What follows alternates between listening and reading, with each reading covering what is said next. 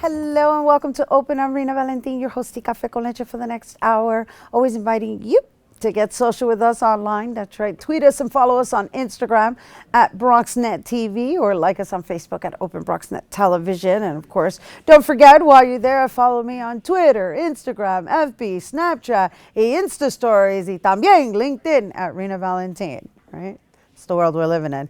All right, so for the past 3 years, BronxNet Television has teamed up with BronxWorks to help end homelessness in our borough. On Saturday, February 11th, they'll take the plunge once again to help bring awareness to our community. That together we can all, help end this problem. So joining us now to share more about this event and how Bronxites, you guys, can get involved, please welcome the Director of Advancement and Communications at BronxWorks, Gianna Del Olio. Hello and welcome. Hi, thank you for having me. Thank you for being here. And, thank you for being a part of BronxWorks. BronxWorks is a staple institution here in the Bronx that really assists in areas that I hope our viewers gain a little insight into the services that are at their fingertips and serious situations, we'll say, right? Because we're dealing with the homelessness, we're dealing with housing. You shed more light on all the services that BronxWorks offers. Thank you. So BronxWorks, we were founded in 1972. We are a social services agency and settlement house. We provide services from toddlers to seniors, and our mission is to feed, shelter, teach, and support our neighbors to build stronger communities. We work in a variety of different disciplines and offer different services. We are responsible for the street homeless population of the Bronx. We have programs for children from from when they're very, very small, all the way through their early adult years. We have senior centers. We also do a lot of work with housing and homelessness prevention. We try to help people who may be at risk of being evicted to avoid that, going through that terrible process. We offer access to benefits. We do a lot of work to try to help the Bronx no longer be number 62 in 62 counties. So a lot of work for health and producing better health outcomes. Hopefully, I got all of that. Yeah, no, I tell you.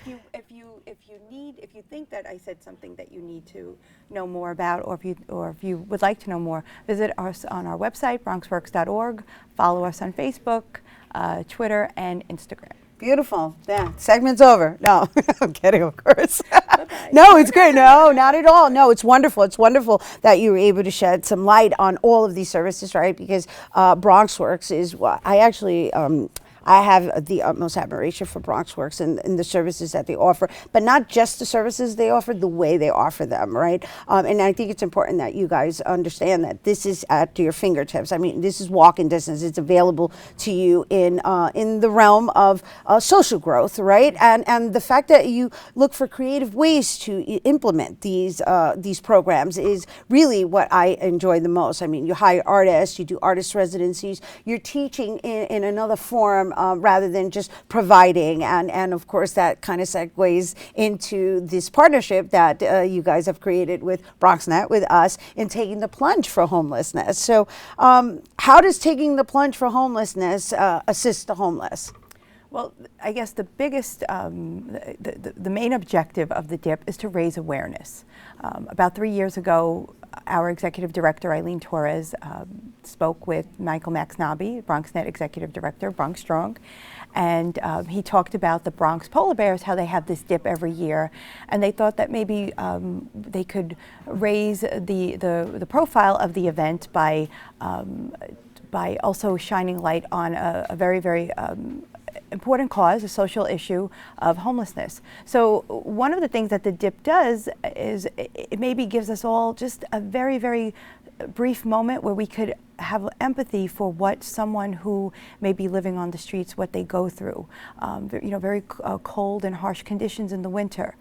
So we say a few moments in the icy waters of the Long Island Sound at Orchard Beach may give a little bit more of appreciation or empathy for some of the challenges that a homeless person might have. I like that. I like just the insight of just considering what that might feel like. I mean, aside from the Bronx Polar Bears, of course, enrolling people to just be daredevils, there's also that other component of like just taking into consideration those who may need those circumstances to bathe themselves. That's right. And I mean, of course, that's not what the beach is for, but when you're in a certain situation, you do what you need to do in order to survive. Right.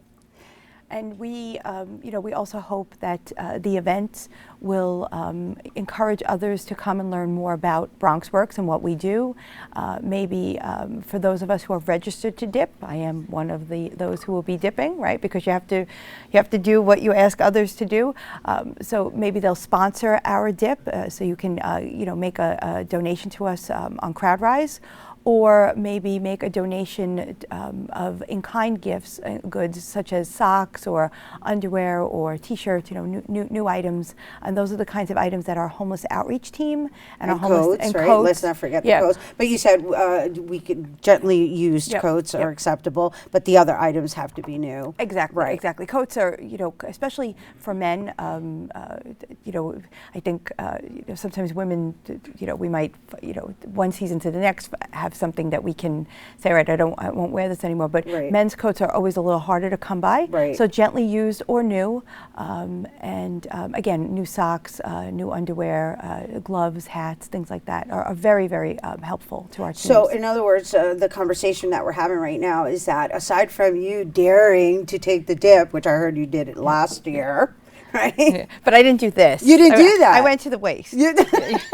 And then I was like, okay. Okay. Well, you got the gist of what that feels like, right? Yes. And it was very cold. It was cold. Right? It was cold. I went in. I turned around when I felt really, really cold, and I was like, okay, my feet are cold. Time to turn around. Right, and then of course there's hot cocoa and a warm soup waiting for you when you get out. Yes, we're very grateful to Havana Cafe. They will once again be providing delicious hot soup and some warm beverages for us. So there's the plunge, and then there's the contribution to the plunge. Mm-hmm. So it's really cool that one could consider doing this bucket list type of experience, right? Because I consider it one of those things on the bucket list. It's like, oh, I'm going to jump in the freezing cold in the middle of winter just to jolt my body and remind myself that I'm alive. And I haven't done it, but I'm assuming that's what goes through your head. This reality check of like, I'm alive. It definitely was an exciting